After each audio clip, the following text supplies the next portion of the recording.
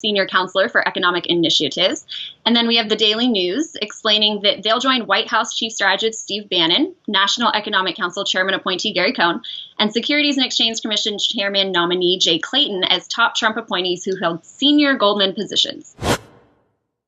You're listening to the Corbett Report.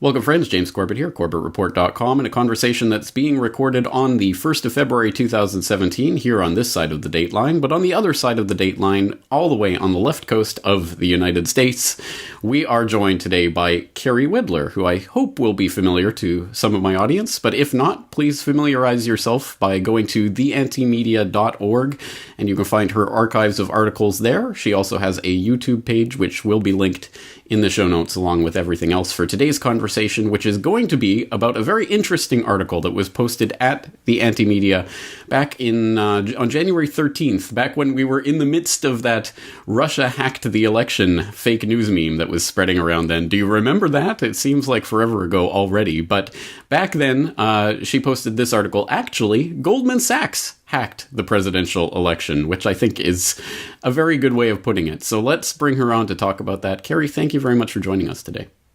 Thank you so much for having me. I'm so excited to be on. Excellent. Well, what a provocative title. Goldman Sachs hacked the presidential election. What do you mean by that?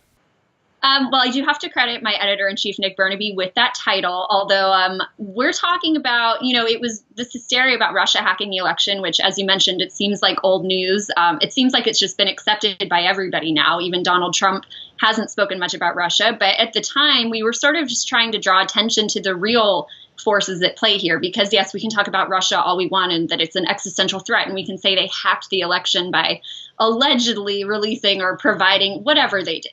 I'm not even clear on what the narrative is because it's not clear. But if we're really looking for who controls things, it's not Russia, it's the bankers. And so that's sort of how we came up with the idea, because it's one thing to say they hacked emails, but it's another thing to look at all of the levels of government they have permeated and how much influence they now wield as a result of that. Exactly right. Yes. And that's something that I would hope my audience doesn't need a lot of elaboration on. We've talked about government sacks and their population of various parts of the U.S. government over previous administrations many times. And as you point out in this article, quite rightly, it didn't really matter whether Trump or Clinton won. Goldman Sachs were betting on both horses, as they always do, and as the bankers do in wartime and everywhere else. Bet on both sides, and it doesn't matter who wins. The bankers still win. So, of course, Hillary Clinton had heavy donations from Goldman Sachs, and, of course, also got the speaking fees, hundreds of thousands of dollars for her appearances with Goldman Sachs that were eventually leaked by WikiLeaks, and I did do some reporting on that. But they were also, as is now events have borne out, also in bed with Donald Trump, specifically in terms of the people that he has appointed to his cabinet. And you go through this and document this in this article. Let's talk about some of the people, Goldman Sachs bankers, who are now part of the Trump administration. Sure. Well, one that I like to start with is Steven Mnuchin. I'm not sure if I'm saying his name right, but he seems like a little bit more benign. He wasn't at the top of Goldman Sachs leadership, but he was very much entrenched in Wall Street. And I find it interesting because he then went on to finance American Sniper and then had shady financial dealings in the film industry as well and sort of screwed over the production company he was working for. So I find it very interesting that Donald Trump, who sort of straddled Hollywood by using it to get famous, and didn't quite take money from Goldman Sachs, but has now allowed them into his administration. It seems fitting, I guess, that he would bring on Mnuchin. But he's very much, in my opinion, the least of our worries. The biggest one for me is Gary Cohn, who's currently chief operating officer at Goldman Sachs. He was supposed to be successor. So I think it says something that Goldman has taken their next CEO, someone who is expected to be leading the company, and they've now shipped him off to be an advisor for Donald Trump. And the thing is, they didn't even have to pay Donald Trump. He's just doing this of his own accord. And for me, and I'd love to get your opinion on it, actually, does he, like a lot of Trump supporters argue the same Mitt Romney line. You got to have business experts if you want to have, success in government. Maybe, but that's sort of what Obama did and what Bush did, and we ended up here. So I'm curious, is Trump just stupid? Does he actually think, because I don't want to say stupid, well, whatever. But does he actually think because he comes from a business background that this is a wise decision, or are there things going on behind the scenes that we're just not privy to and there are deals being made? Well, I can't and don't claim to speak for Trump himself, but I think that you are evidently correct, as you point out there, and as you point out in the article. People who make that argument that, well, you got to have bankers running the banks because you can't put a plumber in charge of it. Well, that's the exact approach that Barack Obama took in his administration. And you point out even Rahm Emanuel, his original chief of staff, was on the Goldman payroll even during his time in the Clinton administration, let alone later on. A fact that I didn't even know until you pointed that out. Again, Goldman Sachs bankers were very much a part of the Barack Obama administration, and we all know how that turned out in terms of prosecuting the banks, i.e. not at all. So what are the chances that we're going to see real and true regulation, or at least just holding people accountable for their actions in an administration that's so heavily infested by Goldman bankers? And it isn't just Mnuchin and Cohn. There are other Goldman bankers in Trump's cabinet. If you like, I can quote the Daily News, which I cited in my article. We've got Anthony Scaramucci, a former Goldman employee who will now serve as a senior White House advisor. Dina Habib Powell, who heads charitable efforts for the firm. She'll be a senior counselor for economic initiatives. And then we have the Daily News explaining that they'll join White House Chief Strategist Steve Bannon, National Economic Council Chairman appointee Gary Cohn, and Securities and Exchange Commission Chairman nominee Jay Clayton as top Trump appointees who held senior Goldman positions. So this is a whole team. And I think the biggest point for me is, as you mentioned, had Clinton gotten into office, it would have been the same thing.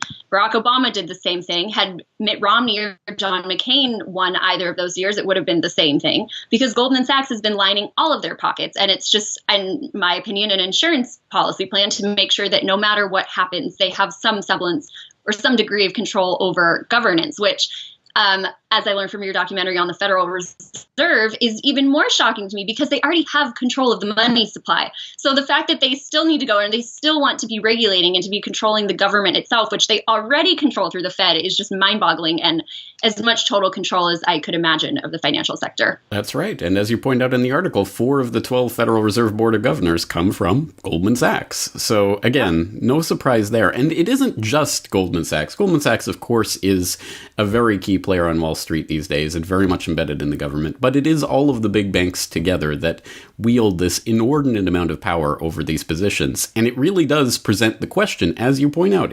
Clinton would have done the same thing. Obama did the same thing. Bush did the same thing. Trump is doing the same thing. What is the answer to this, then? What can we possibly do? It's almost as if having these centralized positions of control over the banking industry is inevitably going to lead to banking control over the banking industry. Who would have guessed? I found it interesting because when Trump was interviewing people after he got elected, he did speak to, I believe his name is John Allison. I know his last name is Allison, and he's someone who's advocated scaling back the Fed. I'm not sure if he's outright advocated ending it. He might have, but definitely an opponent of the Fed, which I found interesting. Of course, it doesn't mean Trump is going to listen to him in any way. And I don't really expect any Republican lawmakers to really put forth a substantive audit. And if they did, Rand Paul is sort of turning out to be a bit of a not as principled as some people wanted him to be. That's all I'll say. He's our best chance, I guess. Maybe Bernie, but Bernie sort of didn't follow through. He wasn't as sincere with the audit the Fed bill as we would have liked him to be. So it's a bit difficult to discern what we're going to do moving forward. I think competing currencies are really important, but we're now seeing Wall Street sort of trying to usurp those and suck that up into their establishment. So your guess is probably better than mine. Well, as you point out, unfortunately, a lot of the banks are now playing with blockchain technology, but of course, private blockchains that they control, that they'll use on their end to make their transactions easier and to facilitate across international borders, but it won't be for the end user if they have their way. So yes, I think you're right. I mean, I think ultimately this involves the decentralization of the concept of banking itself, which is changing now and could be harnessed. The incredible technological power we have can be harnessed to take this monopoly of money control away from the banksters. But I just don't think it's going to come from politics. I don't think politicians are going to hand us that on a silver platter. So it's up to us to make that happen. On that note, let's talk about some of the work that you do at Anti-Media and the types of issues that you cover. Sure, I'd love to. I started with Anti-Media back in 2014. I joined as a journalist after one of the other journalists interviewed me actually for a video I made where I burned an Obama shirt because I am a former Obama supporter. I wasn't paying attention when he was appointing the head of the New York Fed to be his Secretary of the Treasury. I just, right over my head, figured it out. A couple of years later, I made that video and ended up at Anti-Media. And it's my dream job, honestly, because we are beholden to no one. We have no corporate interests. We have no funding from anybody. We're all activists. And we were all actually inspired by Ron Paul. So we're all very aware of the banking oligarchy. That's sort of how we all got started. And we can all thank Ron Paul for getting us going, although we've all evolved. But that's the cool thing, is that it's a non-ideological organization. We have a very strict, we don't go around proselytizing. We're not trying to convince anybody of any ideology per se. We're just trying to wake people up to the realities, and we're trying to spread the information. And of course, we advocate decentralization. We definitely lean towards anarchy. That's if I had to label us something, you can look at our label and see our logo, and you'll see that that's what it comes down to. But it's really peace, love. We're just trying to make a better world, and we're trying to be a part of that change by establishing independent media. And I'm loving it. We cover police brutality, we cover mass surveillance, we cover obviously economic issues. Foreign policy is huge for us. We're really big on covering what's happening in Syria right now. And it looks like Trump is set to carry on exactly what Obama and Hillary would have done, or what Obama was doing. So that's just another example of how he's just furthering the establishment. But we're having a good time covering all these things. He's giving us plenty of content, as are all of the other lawmakers, and just the general hysteria going on in the country right now. But we reach a lot of people every month. We're reaching millions of people. And I credit that to obviously the work that all of the people I work with do, but also just people really seeking out that information now, which is pretty promising, and we're optimistic about it. Well, I share that optimism. I do see more people who are questioning the narrative now that it's become so utterly ridiculous in the mainstream fake news establishment. So I'm glad that there are entities like the Anti-Media out there. We'll direct people once again to the site in general and to your article in particular, again, linked in the show notes. Actually, Goldman Sachs hacked the presidential election. And as you point out there, you also make YouTube videos, sometimes very politically and ideologically provocative videos, but thoughtful ones nonetheless. So we will direct people to your YouTube channel as well. Carrie Wedler, thanks for coming on. I appreciate the time. Thank you so much for having me.